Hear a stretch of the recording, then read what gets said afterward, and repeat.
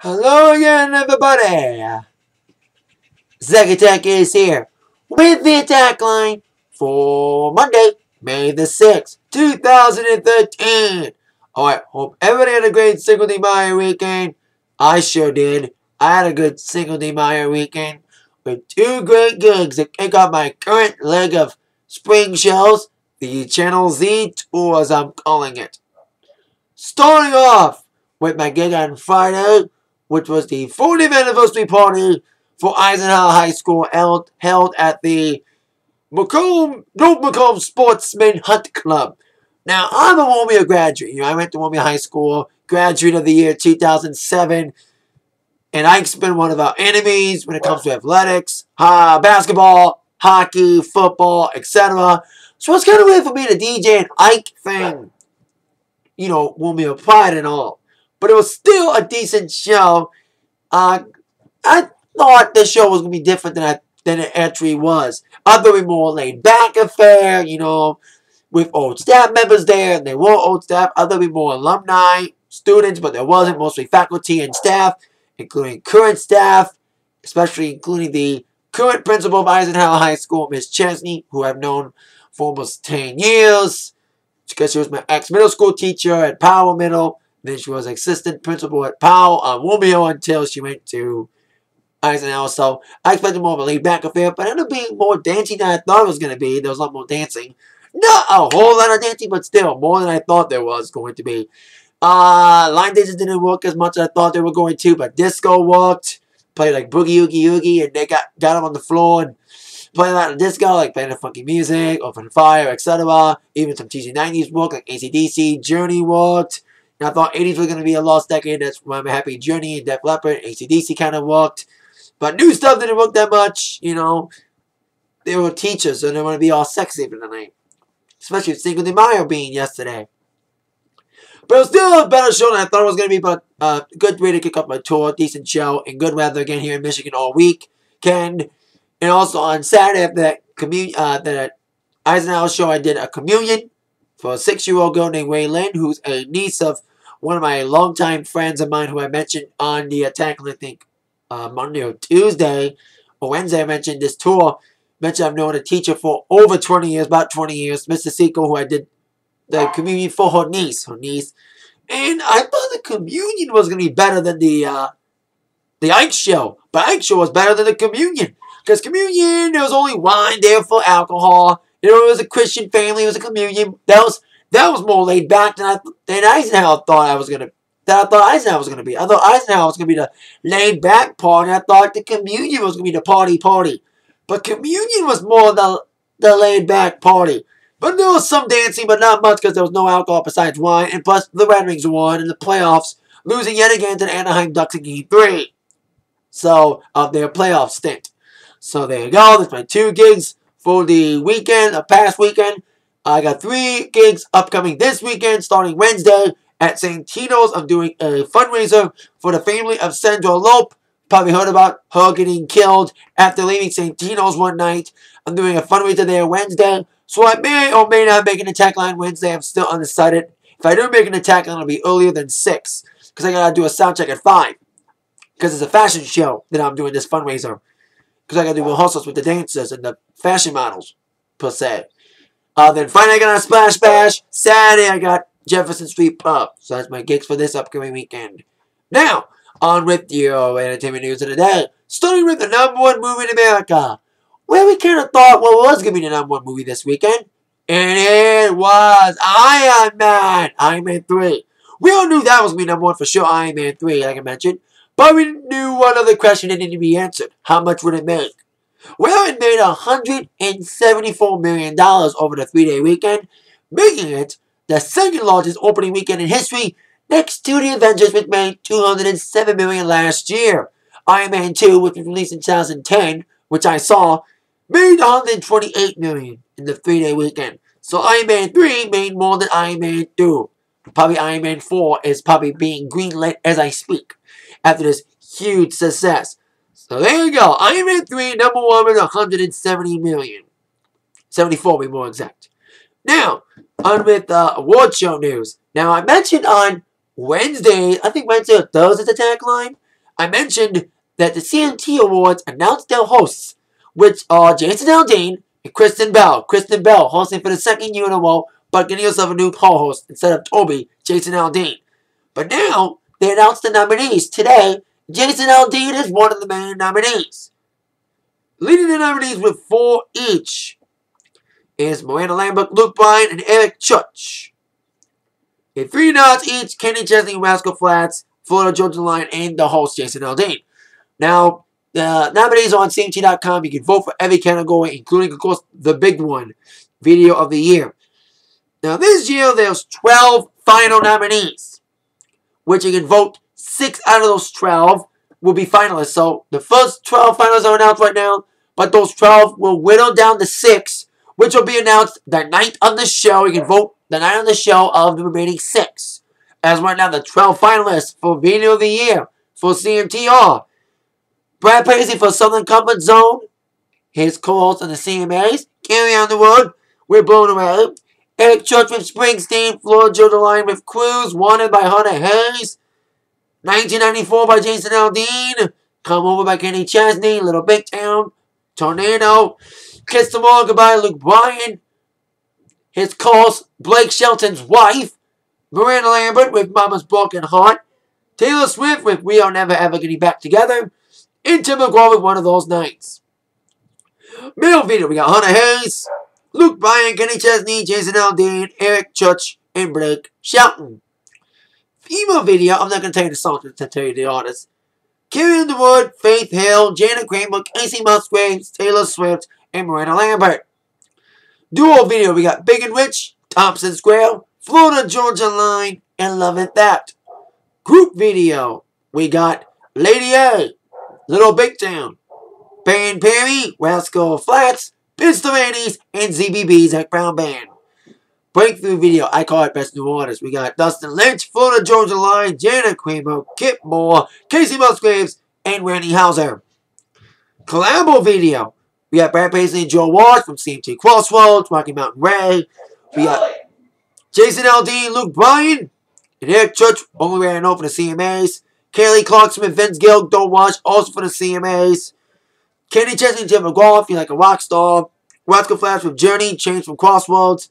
And Emmitt Brothers with Randy Travis, 3 Word Across from CMT Crossroads. Now, those 6, 5 out of those 6 were live, either from the CMAs or in 3 out of 5 of those live videos of the collabo is from CMT, which leads to our CMT Performance of the Year nominees from various CMT shows. Doug Bentley, Eric Church, Luke Bryan with Ryan Tedder, Miranda Lambert, Rascal Flatts and Journey, this time for Don't Stop Believing, and Toby Keith nominated for CMT Performance of the Year. We also have the Nation Riders on Your Side Award, with those nominees being Kip Moore, Florida Georgia Line, Hunter Hayes, who was on The Apprentice, by the way, last night, Celebrity Apprentice, thanks to Trace Atkins, and I think Casey Musgraves and Jana Kramer need to get those nominees right for Nation Riders on Your Side Award. Now, no performers are announced yet. We'll probably get those in the next couple weeks. I'll go to CMT Awards. Like I said, hosted by Jason Aldean and Kristen Bell. Will be on Wednesday, June 5th, at 8, 7 Central on CMT, followed by the Season 3 premiere of Redneck Island 10:30, hosted by Stone Cold Steve Austin. Now, on with some news on, well, celebrity breakup news. As today on an Australian talk show, Chris Brown confirmed that he and Rihanna have broken up yet again. Of course, it was a talk of the celebrity world last year when Rihanna and Chris Brown kissed and made up and started dating again. Especially after Rihanna collaborated with Chris Brown on songs last February, which kind of sparked the renewal of their relationship. But now they're broken up yet again. According to Chris Brown, when he was asked various questions, he said, I'm going to do it solo, citing his girlfriend's touring schedule. I mean, at the end of the day, Shorty doing her own thing. She's on the road. It's always going to be love. I'm a grown man, just got to move forward. The love's not gone, he reiterated. But personal and professional commitments make the relationship tough right now. Of course, Rihanna's on the road with her Diamonds World Tour, as he mentions. I'm always going to love that person. I can't be focused on wifing someone that young. I need to be the best Chris Brown I can be. So he reunited with his other girlfriend during his birthday bash last week. He just turned 24. But alas, he didn't pay that much attention to Raw and party with a lot of girls. So basically, I think Rihanna and Chris Brown, Chris Brown wants to focus on dating more women. Like, it's like the Chris Brown's basically giving the we need to see other people excuse. You know, we need to see other people. We need to be separate for a while. That's basically what Chris Brown's saying. So there you go. Chris Brown, Rihanna, broken up yet again. I think it's a good decision. Because I kind of question Rihanna's motives, but reuniting with the guy who smacked her. So I'm glad they broke up again. And hopefully, in the world of Taylor Swift, they are never, ever, ever getting back together. Hope they don't make up for a third time. Please stay broken up for the rest of the world. By the way, Rihanna's 777 special, I think, airs this week on Fox. I think tomorrow or Wednesday, I think, she's got a special on Fox airing, honoring the 7-day promotional tour for her album. Now, on with news on Usher. Now, Usher's not mostly a music star and now TV star, with, of course, being on The Voice now. But now he's about to be somewhat of a big movie star. Now, Usher's been in a few movies, mostly small roles. Remember, she was in She's All That back in 1999, a minor role. But now he's going to be in a big role. He's about to play the famous boxer, Sugar Ray Leonard, in a new movie called Hands of Stone. According to Usher, he's been preparing to play Sugar Ray Leonard, who is, of course, a famous fighter with fast hands, smooth feet, and a wide smile, for more than a year, and still needs to lose 25 pounds until shooting starts in October. The movie is based on the great boxer Roberto Duran. It's not about Sugar Ray per se, but about the famous fighter named Roberto Duran, a world champion in 4 divisions that spanned 5 decades. Duran, whose nickname was Hands of Stone, rose from the slums of Panama to beat an unbeaten Leonard in 1980 and claimed the welterweight championship, only to lose the rematch 7 months later in the famous No Mas fight. So Usher's playing Sugar Ray Leonard in a minor role. It's not a Sugar Ray Leonard movie per se, but Sugar Ray Leonard is in the movie about the story about Roberto Duran. So there you go. Usher about to play Sugar Ray Leonard in a new movie.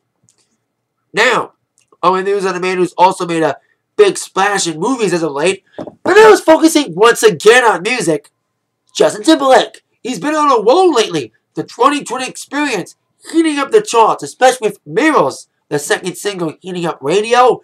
He's about to embark on the Legend of the Summer Stadium tour of Jay-Z. But now he announced today that he's releasing the second, not only did he announce today, he's releasing the second part of the 2020 Experience. I mentioned that when the album came out, it was only 10 tracks, and it was like, wait a minute, it's 2020. Where's the other 10 tracks out of the 20? Well, Justin says the 2020 Experience will have a part 2, and that part 2 will be revealed on September 30th. That's when it's coming out. Now, like I mentioned, he announced the announcement of the part 2 release. He also announced today that he's going on a separate arena tour this fall called the 2020 Experience World Tour. Now, of course, it'll be all arenas. He's basically, for this portion, he's doing all around the world. North America, Australia, Europe, and South America. Although Europe and South America and Australian dates aren't announced yet. Focusing on the American dates. For the American dates, he's focused on cities that he's skipping on the 2020, on his tour of Jay-Z. He's doing Detroit Stadium, so he's skipping Detroit for now. He may add Detroit later. But shows involved in his U.S. leg will include cities he's not playing on the Jay-Z tour, including Canada, Nashville, Columbus, Ohio, Cleveland, Ohio, Atlanta, Georgia. It's going into 2014. Now, of course, he's saying more dates will be added, more American dates, and, of course, the mentioned Europe, Australia, and South American dates. So there you go. GT announces his new album release September 30th, earlier than expected. I thought it was going to come out in November, but it's coming out September 30th. And his new tour, the 2020 Experience World Tour, a separate tour from his tour of Jay-Z this summer, will kick off Halloween, to be more exact, in Montreal. So there you go. Now, news on Lil Wayne. Now, I mentioned on Thursday's Atakline about not Frank Ocean, but Tyler, the Creator, getting his Mountain Dew ads taken off following racist charges. I mentioned at the time that Lil Wayne's Mountain Dew deal was still sealed, despite a non-apology apology about dissing the family of Emmitt Till. Well, over the weekend, Lil Wayne was indeed dropped by Mountain Dew following the Emmitt Till controversy. Lil Wayne was fired because of a line in Future's Karate Chop, which was leaked online this February. The line in question that got him fired involves Wayne rapping that he'll beat the pussy up like Emmitt Till, a nod to the historic 1955 beating and murder of the Mississippi teenager Emmitt Till after the team allegedly flirted with a young white woman.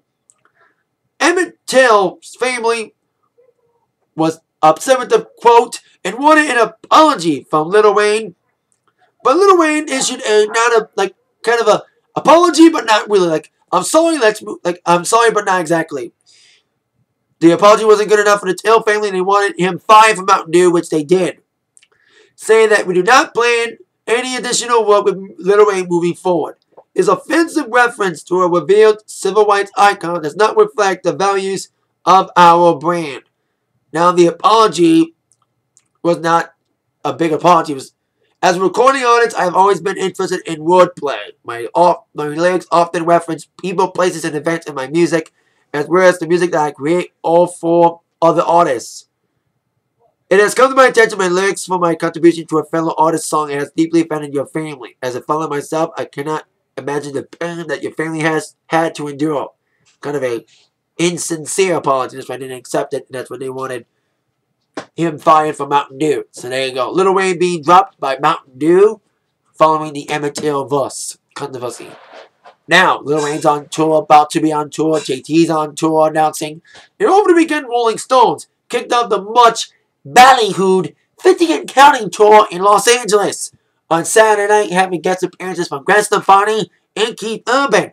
And also in the Oakland show over the weekend, the second show, having Tom Waits. Of course, the show's been packed full of greatest hits. But now the Stones are facing more trouble on this tour despite a great enthusiastic kickoff. Ticket sales are indeed slow. Thanks to, of course, to their ridiculous ticket prices, starting at $155. They even had to lower their tickets to $85 just to sell out the show in Los Angeles because good seats were still available. That's what you get, Rolling Stones, but charging too much, motherfuckers. That's what you get. Because I want to go see the Stones, but I don't want to pay $155 for cheap seats, especially since they're not in Detroit. Had to go over to fucking Toronto. Of course, that's what they get. In my mind, I wish they could lower their prices, the greedy bastards. This tour's been plagued by that, with bad ticket sales, and they deserve it, because the prices are ridiculous. It's 2013, boys. This ain't 2007. This ain't 1994. We know you're notorious for your prices, but come on, we're poor. Anyway, so there you go. Rolling Stones kick off the new tour, beat low ticket sales. Now, on with Monday Night Raw preview for tonight. Before we get to that, I need to mention one last thing. Maxim announced, kind of inadvertently, because the celebrity in question was announcing. Now, Maxim has the Hot 100. Maxim revealed, well, the celebrity who was number one on the Hot 100 Sexiest Females revealed to be number one before Maxim could announce it. Maxim's Hot 100, the number one hottest, sexiest female, according to Maxim magazine, Miley Cyrus. I'm not too thrilled about that. She'd be a lot more sexier person, a lot more older. Not that older, but like not jailbait like Miley Cyrus. Like, who's almost the same age as my brother. My brother just turned 21, and she's going to be 21 in November. So, she's not even legal yet. Why would a non-legal chick be number one sexiest female? I question that choice of Maxim to be number one. I question that. That's another story for another day. Need to keep it. This video is already running long. I knew I had a lot to say today. I knew it was going to be a long video. Because I had a lot to say. A lot to talk about. Including, of course, ending with the WWE Raw preview for tonight. Of course, back in the U.S. Well, it's been back in the U.S. for weeks. I can only think of top 3 questions that must be answered tonight. Number 3, will any new matches be made for Extreme Rules? Now, I mentioned possible matches be made, possibly AJ against Caitlyn. We'll see who is Caitlyn's secret admirer. I think it's Cody Rhodes, unless they want to go something different. Saw the teasing of the Caitlyn secret admirer storyline last week, where she got a hat from someone. And also, I think Sheamus and Mark Henry will be announced tonight or the next couple of weeks. Probably Fandango and Jericho. I'm hearing Jericho is going to be on Raw tonight. First time in weeks. I'm hearing Miz may come back. So it could restart his feud with Wade Barrett for we met at Extreme Rules. And possibly Team Noah against The Shield. And maybe Taker may come back. But I'm hearing Taker's having surgery. So there you go. See if any new matches be made for Extreme Rules. Especially those I think seeds have been planted for. Question number 2. Will go down between Cena and Ryback. Now, as we all know, Cena is injured, as we all know, with his torn calf muscle, torn Achilles heel. People, exactly. He did wrestle last week, and he got hurt during that match.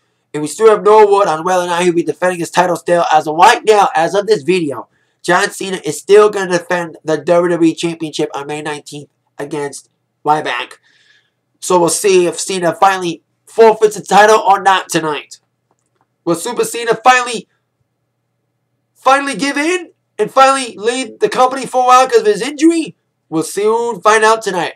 We'll get an update tonight about Cena's injury, about whether or not it will affect Cena defending his title or not. Finally. And question number 1. Will go down between Triple H and Brock Lesnar. Now, both Triple H and Brock Lesnar were not on Raw last week. But I'm hearing Lesnar will be on Raw this week, as Paul Heyman tweeted that Brock Lesnar destroyed Triple H's office in Stanford. They'll do something extreme. So it should be an extreme confrontation between Triple H and Brock Lesnar to build up their soon-to-be sucking steel cage match at Extreme Rules. Like I said before, I thought the match at Mania was going to rule, but even with the no-holds-barred stipulation, the match still sucked as bad as a SummerSlam match. So even if the match is going to be in a steel cage, it's still going to suck at Extreme Rules. They're trying to build it as much as they can. So there you go. See what happens with this and more on Raw tonight at 8/7 Central on USA Network. There's it. It's Atakline for today. See you all later tonight for my Raw review. With that in mind, you've all been attacked by the news from Zach. See you all later. Yeah.